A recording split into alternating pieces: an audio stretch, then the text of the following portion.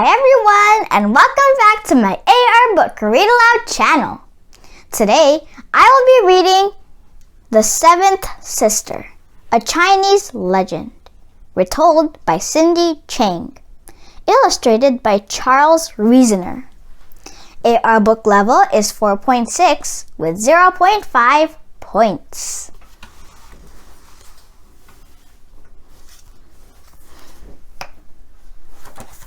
The Seventh Sister.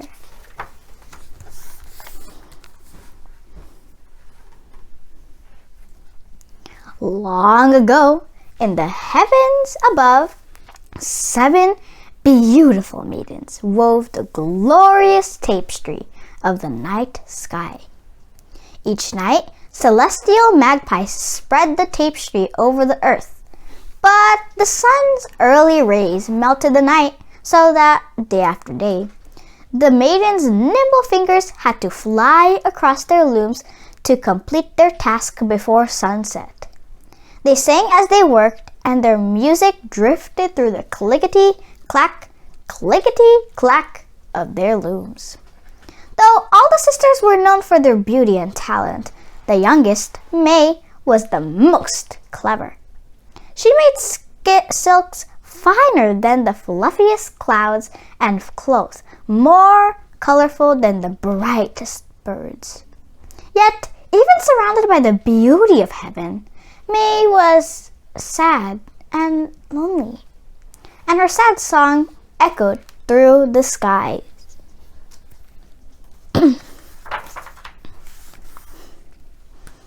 Below, in the grassy lowlands of China, there lived a cowherd named Chang. Every morning, he would rise before the sun and eat a meal of rice porridge and tea. Chang would then begin his long day in the fields, plowing and tilling the soil with his only companion, an ox. One evening, after a long, hot day, Chang rested upon the bank of a small, gentle stream. "Even though you are only my ox, you are my closest friend," Chang sighed. "I am not happy, but I do not know what I am missing. Perhaps the answers are in the stars." Then he looked into the sky and filled the air with the sweet, sad songs of his flute.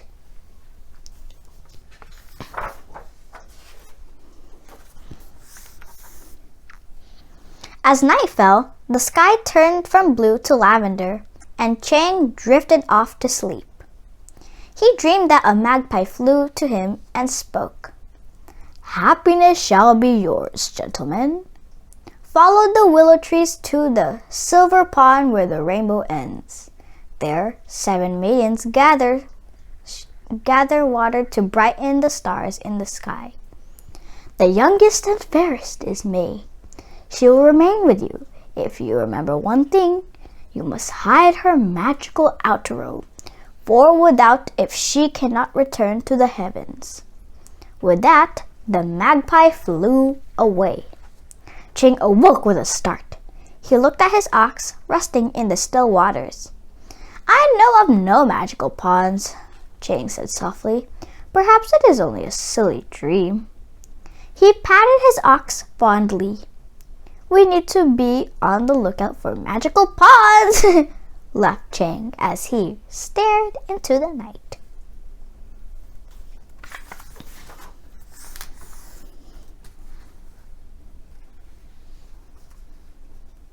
The next morning brought a soft, misty rain.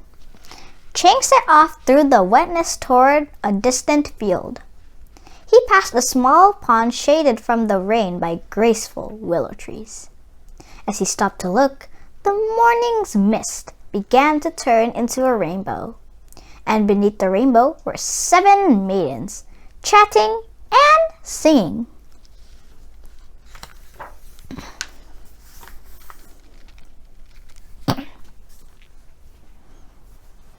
Each maiden was filling a jar made of moonbeams with water from the pond.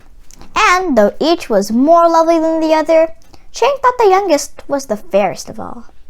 "My life would be complete if this fair maiden were part of it," Chang thought. As he watched, Chang noticed 7 robes upon the trees in the distance and remembered his dream. "It is just as the magpie said," Chang whispered to his ox.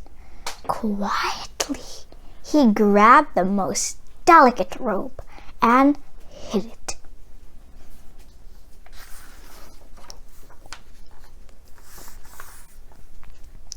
As the afternoon shadows grew longer, a magpie's song rang through the willows. One by one, the maidens took their outer robes and flew back to their celestial homes. All except for Mae, who looked frantically for hers. Her sisters called for her to hurry. Mae started to cry as she watched her sisters leaving her behind.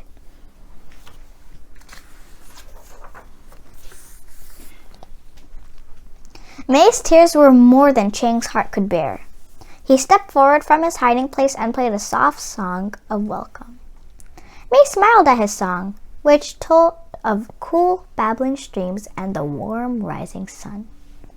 She sang to him about the white sky and her own happiness. Soon, love songs fluttered about them like butterflies.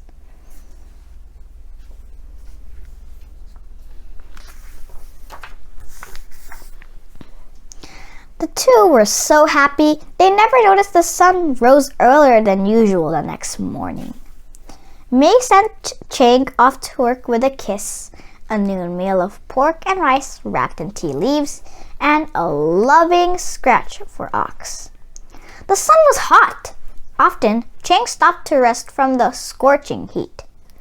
His ox moved slowly and finally stopped. Chang looked up at the sun. He knew that they had been working all day, yet the sun was no lower than when they had started. "This is very strange," Chang said to the owner of the land. "The sun is angry," the landowner said. "It is past 8 o'clock in the evening, yet the sun does not move. We must have displeased her. But what have we done? What can we do?" Both men scratched their heads in confusion.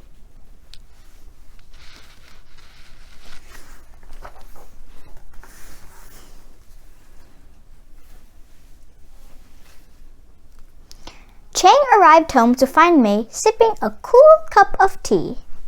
"Mae, the sun has made it too hot to work." "What has made her so angry?" Mae burst into tears. "It is my fault," she said. "The sun is angry with me." "What do you mean?" asked Chang. "Without my help, my sisters have not been able to finish the tapestry of the night sky. The sun has not been able to rest, so she is tired and angry," Mae said with tears streaming down her beautiful face. "I must return." Chang was quiet as he realized they could not be together. At last, he said in a low voice, "Yes, you must return. Without your work, we will all suffer. You must finish the tapestry of the night sky." Gently, Chang took Mae's robe from its hiding place and wrapped it around her shoulders. She flew higher and higher into the sky. A flock of magpies accompanied Mae on her journey.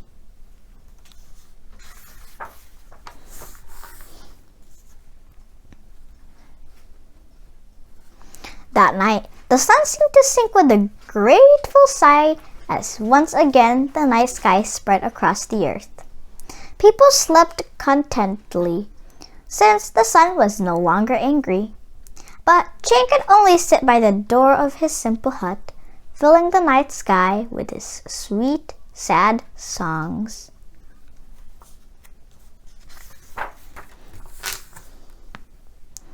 Mae returned to her work on the tapestry of the night. Often, she tossed stars across the sky to remind Chang of her love. As she worked, Mae's tears fell onto her loom and became the stars that fill the night sky. So many stars were formed that they became the mighty Milky Way, dividing the sky into two.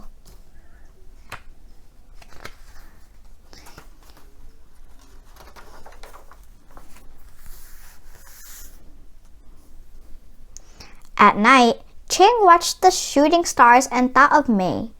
One night, a magpie came to Chang in a dream. "Happiness shall be yours, gentlemen," the magpie said. "The way to Mae is within your reach. Return to the silver pond. There you will find a magpie feather that will take you to Mae. Go quickly, my friend." Chang awoke and hurried to the pond. There, nestled among the roots of the willows, he saw one lone feather shimmering in the moonlight. Grasping it, he raised his arm and said, "Take me to Mae!" He flew higher and higher into the sky, where Mae was waiting for him.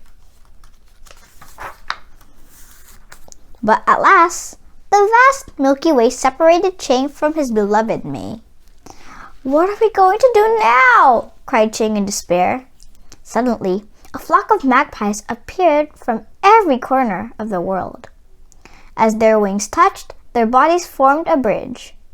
Mae and Chang ran lightly across it into each other's waiting arms, and their voices rang out in joyous song. "When you are together, Mae cannot work, and all the earth suffers," said the magpie from Chang's dream. "But your love is good and strong, so once a year we will form a bridge to unite you." You can still see Chang and Mae in the nighttime sky. On one side of the Milky Way, Mae is a bright star completing the tapestry of the night sky. On the other side, another bright star, the ever-faithful Chang, awaits the 7th day of the 7th month, when he can be with his beloved for one special night.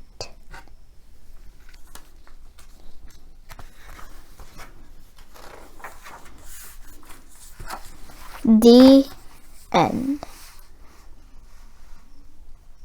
Thanks for watching, and I hope you all enjoyed reading with me.